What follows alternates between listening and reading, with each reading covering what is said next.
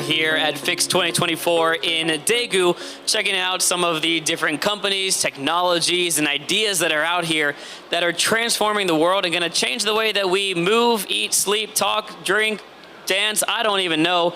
In fact, I got something in front of me that I've got to learn about right now. I need to figure out what it's used for and what kind of technologies are hidden beneath this robot that we have right now. So we're going to talk to someone from Fraunhofer. It's Leon. Thank you for joining us. Thank you very much for having me. Can you introduce Fraunhofer to us, please? Yes, sure. The Fraunhofer Gesellschaft is the biggest association of applied sciences in Europe. And we develop in all different fields. We have about 73 different institutes in Germany and a few offices over the world, one in Seoul, for example, and in Dortmund, where I come from. So the IML is focusing on material flow and logistics. And what brings you to Fix 2024 this year? Well, I think it's the EvoBot mainly. It caught a lot of attention online, on YouTube mainly, and so we were invited by the GRC, the Global Robotics Cluster, and we are very happy to be here and present it to you and to Korea. Well, perfect. All right, I'm going to go ahead and press play on this video over here, but we're going to keep talking about it and let our editing team do their magic. But, okay, what is the EvoBot? EvoBot, right? Yeah. What is EvoBot? What does it do? So EvoBot is a autonomous vehicle, or it will be a fully autonomous vehicle to grab, place, hand over, and manipulate different sorts of crates, boxes, maybe suitcases within the logistics context. Ah, okay. So I was seeing it right now on the video. I didn't understand how it worked, and now I completely get it. And how is it balancing? I don't understand this at all.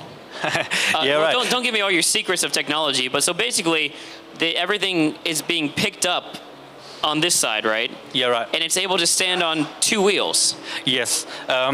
It will be operated on two wheels all the time, so it's just a resting position. Oh, it's resting, okay. Yeah, it can go four-wheeled, but the point is that it's two-wheeled, so it's a lot more flexible.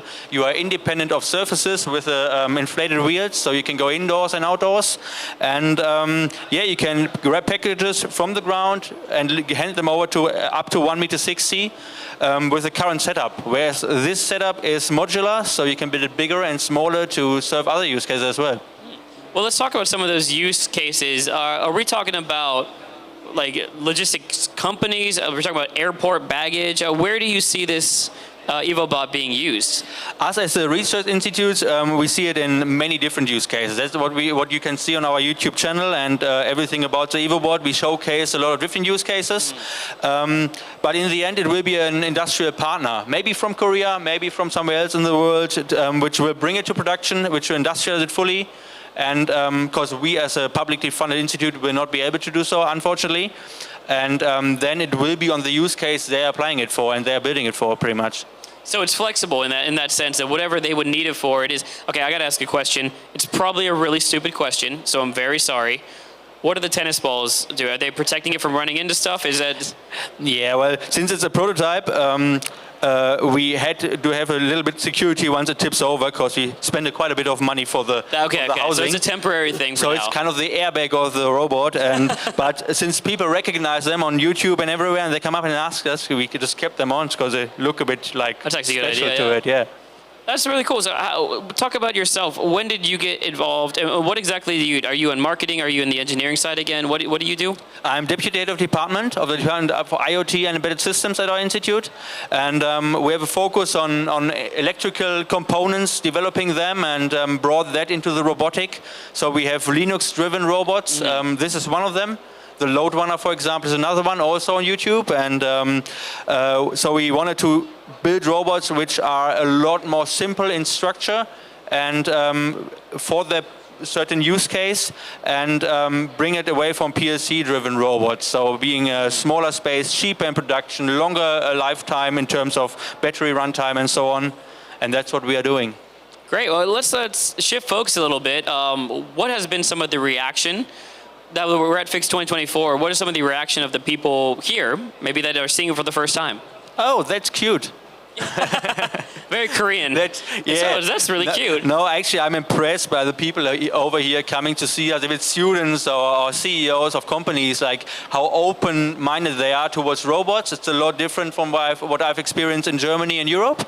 And but seriously, that's an important point: the cuteness. So I had the honor to have a keynote at the GRC meeting on Wednesday, and that's what I addressed. That you see a lot of humanoid robots around, you know, those replicates of humans pretty much, walking bipeds, super complex, but we want to show that we have anthropomorph features like eyes and arms and like a face line in order to lower the hurdle to interact with the robot, but still keep it very simple for the use case. So don't be completely humanoid, but having certain features who makes the interaction a little easier. And that's why people say, oh, it's cute, because this face line here you can see is a very important feature of that.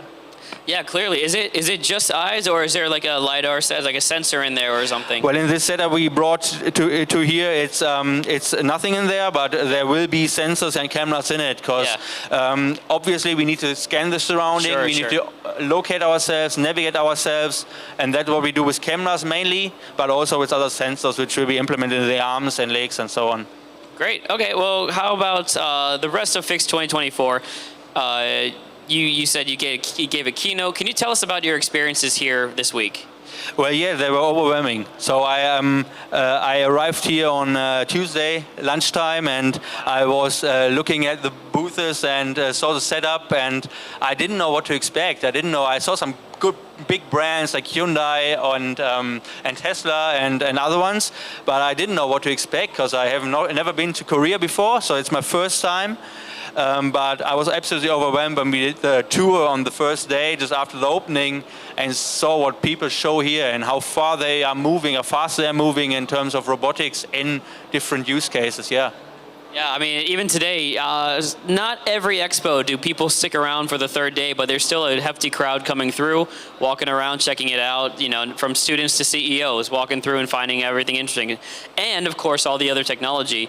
Is there anything that surprised you maybe about, so you're in the robotics field, is there any other field that was really interesting to look at here? Unfortunately, due to a very packed schedule, I didn't really have much time to look around, but apart from the tour I did. But I would definitely tomorrow take the time to see the autonomous flying vehicles up in the other hall. They look quite impressive. And I've seen a couple of other things. People I already talked to just over at the last night. So I will meet them at their booths and see what they are showcasing, yeah. Absolutely. And final question then, are you expecting or are you hoping to come back next year? Definitely, yeah. I hope to I definitely take a lot of information and context from here and super nice impressions. And I hope to maybe figure out some cooperations between here, Korea, and Daegu maybe as well, and Germany. I know there's a lot been going on from the governmental side, so we might be able to hop onto that and get some good, interesting cooperations. All right, well, thank you so much for showing us the EvoBot. It's been, like, seeing the video and kind of understanding how it works now has been fascinating. And so I might have to actually keep an eye on this product to see where, hopefully, maybe it gets picked up in Korea with a collaborative effort. Would love to see it in production and maybe, I don't know, at an airport, taking my bags somewhere one day. Just personally, I'm tired of carrying my own bags everywhere. But I would really appreciate it if we got to talk to you next year as well. I'd love to see it too. Thank you very much for having me. It was a pleasure to be here. Yeah, so there you go. Check it out. It's the EvoBot from Fraunhofer. So if you want to check them out and see a little more information, it's really cool technology. They've got viral videos online of their product. It's worth looking at. I'm Alex Siggers with Aving News. Leon, thank you so much for talking with us. Thank you. Appreciate it.